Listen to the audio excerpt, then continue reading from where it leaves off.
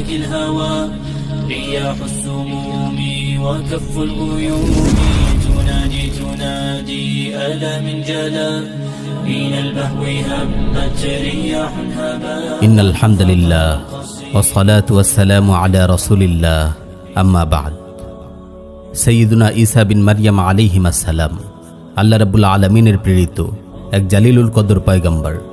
শ্রেষ্ঠ পাঁচজন রাসূলের মাঝে তিনি একজন। তার জন্ম থেকে মৃত্যু পর্যন্ত পুরো ঘটনা প্রবাহ বড়ই বৈচিত্র্যময় ও বিস্ময়কর। শেষ জামানার ঘটনা প্রবাহে তিনি এক গুরুত্বপূর্ণ ব্যক্তিত্ব। আজ আমরা সংক্ষেপে তার জীবন নিয়ে আলোচনা করব ইনশাআল্লাহ। ঈসা বিন মারইয়ামের জন্ম।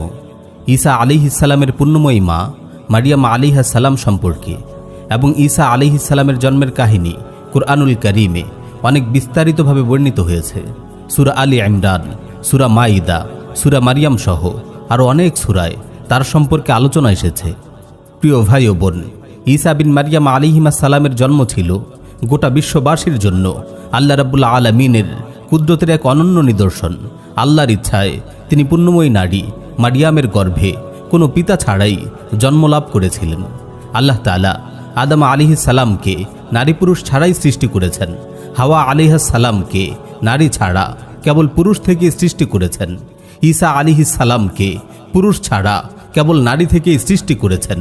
পৃথিবীর বাকি সকল মানুষকে নারী পুরুষের মিলনের মাধ্যমে সৃষ্টি করেছেন। সুবহানাল্লাহ, আল্লাহ তাআলা যা ইচ্ছা তাই করেন, যেভাবে ইচ্ছা সেভাবেই করেন। ইন্নাল্লাহা আলা কুল্লি শাইইন কাদির, তিনি সব কিছুর উপর ক্ষমতাবান।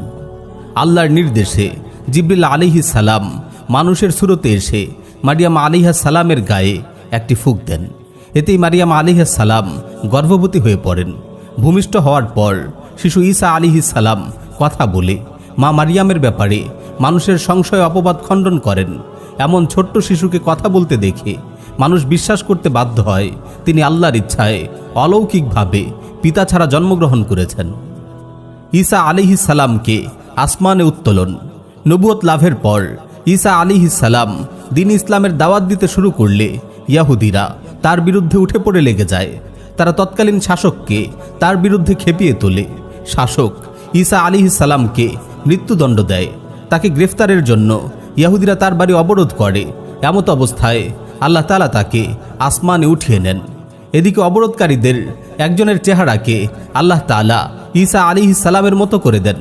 তারা সেই লোকটিকে ঈসা আলাইহিস সালাম ভেবে তাকে ক্রুশবিদ্ধ করে হত্যা করে। আল্লাহ রাব্বুল আলামিন সুস্পষ্ট ভাষায় বলেন, ওয়ামা কাতালুহু ওয়ামা সালাবুহু ওয়ালাকিন শুব্বিহা লাহুম। তারা তাকে হত্যা করেনি, ক্রুশবিদ্ধও করেনি, বরং তারা ধাঁধায় পড়ে গিয়েছিল।